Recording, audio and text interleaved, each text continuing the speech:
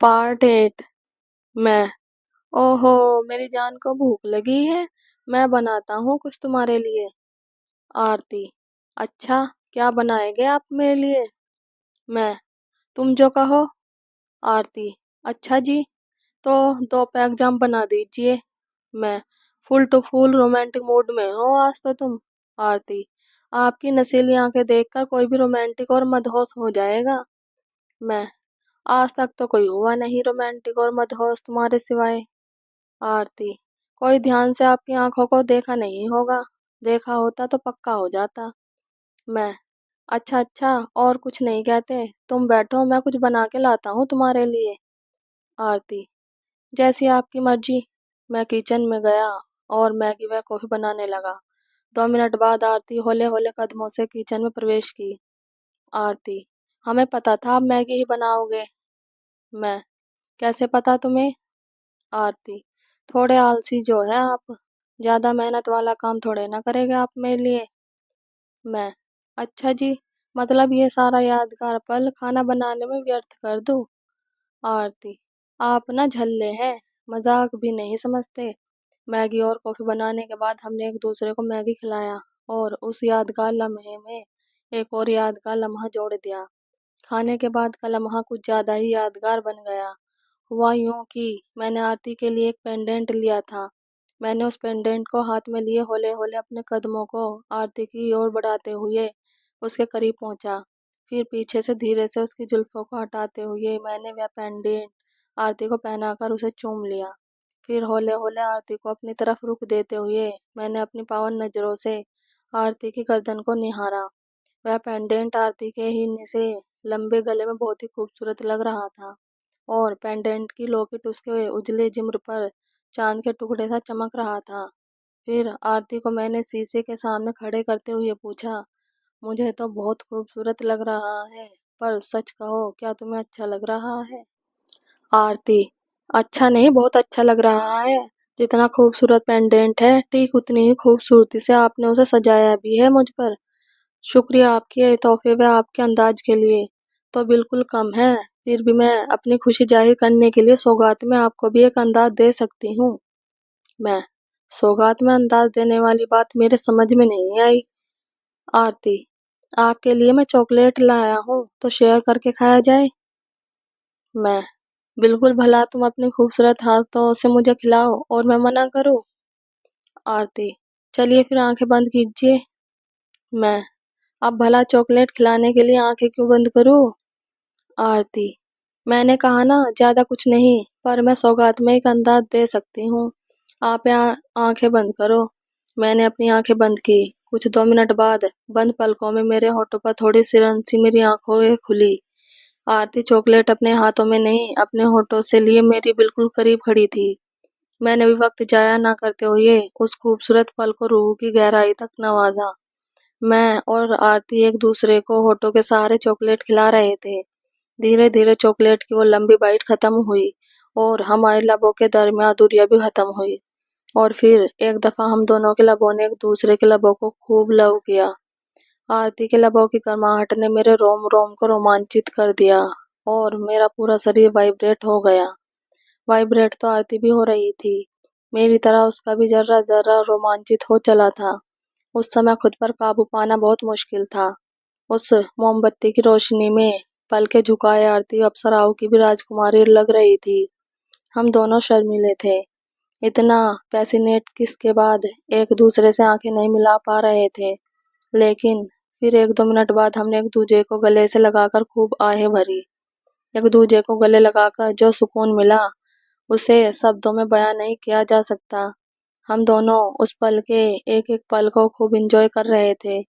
हम दोनों एक दूजे की बाहों में सुकून का पल जी रहे थे। तभी मुझे घर में किसी के आने की आहट सी मिली। मैंने कुछ घबराकर आरती से पूछा, तुमने दरवाजा तो बंद किया था ना? आरती। ओहो, शायद मैं दरवाजा बंद करना भूल गई हूँ। मैं। तुम यहीं रुको, मैं दरवाजा बंद करके आता हूँ। मैं हॉल से बाहर निकला ही था कि घर के अंदर दरवाजे के पास आरती का भाई जोंटी 2 अन्य लड़कों के साथ खड़ा था। मेरी तो जैसे सिट्टी पिट्टी गुम हो गई, होश ही उड़ गए।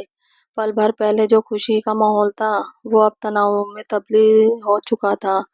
जोंटी गुस्से में लाल था।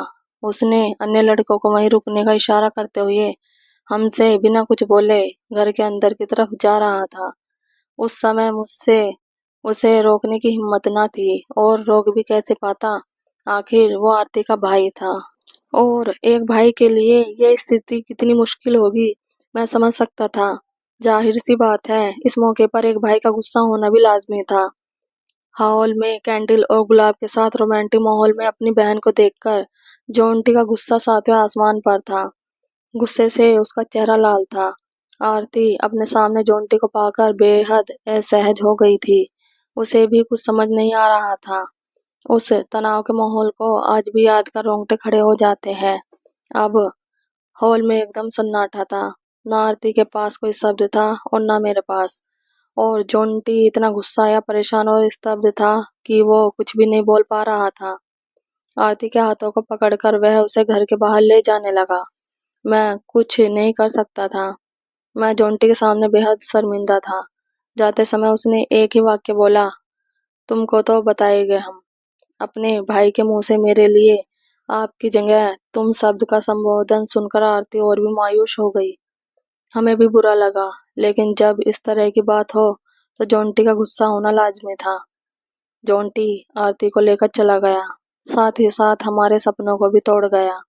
उस दिन ना नींद आई ना चैन, और नींद आई भी तो कैसे। आरती के बारे में सोच सोच के परेशान थे। बार बार मोबाइल का इनबॉक्स चेक कर रहे थे कि कम से कम एक मैसेज आ जाए आरती का। लेकिन उस दिन ना तो आरती का कोई मैसेज आया और ना ही कॉल। कॉल करने से भी डर लग रहा था कि कहीं उसका मोबाइल जोंटी के पास ना हो, और इसकी पूरी संभावना भी लग रही थी। इसलिए इंतजार के अलावा मेरे पास और कोई ऑप्शन नहीं था। वह रात बड़ी ही भयावह रात थी। पूरी रात हम सो नहीं पाए, बस करवट बदलते रह गए। तरह तरह के बुरे ख्याल मन में आ रहे थे। कहीं जोंटी आरती का कॉलेज न छुड़वा दे, कहीं फोन न जब्त कर ले, उस पे हाथ तो नहीं उठाया होगा, मुझे कोचिंग पे कहीं बेइज्जती ना कर दे। इस तरह के बुरे ख्याल मेरे मन को और भी पीड़ा पहुंचा रहे थे। अब तो बस एक ही रास्ता था, ईश्वर पे भरोसा करना, क्योंकि वही ये सब चीजें सही कर सकते थे। जैसे तैसे वो रात कटी। सुबह हमसे रहा नहीं गया, और मैंने कांपते हाथों से आरती को कॉल लगाया, लेकिन ये क्या, नंबर स्विच ऑफ था। मेरी बेचैनी और भी बढ़ गई, लेकिन और कुछ कर भी तो नहीं सकता था। मजबूरी इंसान के लिए सबसे बड़ा अभिशाप होता है। हमें उस दिन पता चला। अब आरती का ना कॉल आता था और ना ही मैसेज। उसका नंबर भी नहीं लगता था। उसके बारे में कोई सूचना भी प्राप्त नहीं होती थी। अब हर दिन बड़ा गम जैसा लगने लगा। वो दिन कितना मुश्किल था शब्दों में नहीं बता सकते। उन दिलों के हाले गम अपना क्या बताऊं आपको। दिल से बातें करना दस्तूर था हमारा। लोग मरते हैं एक बार में जिंदगी में, हर रोज मरना फितूर था हमारा।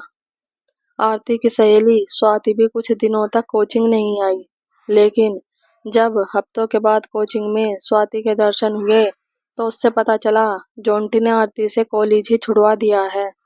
मोबाइल भी नहीं है आरती के पास, और जोंटी ने घर में आरती की काफी इंसल्ट भी की है।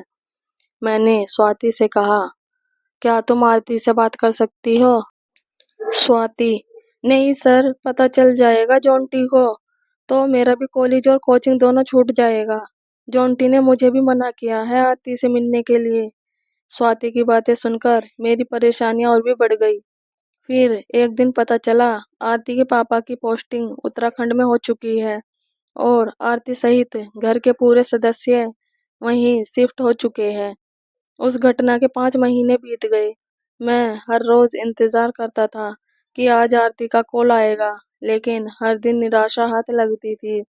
जब भी किसी अनजान नंबर से कॉल आता, मैं जल्दी से उठाता था, लेकिन जब पता चलता था कि ये आरती का कॉल ना होकर किसी और का है, तो मोबाइल पटकने का मन करता था।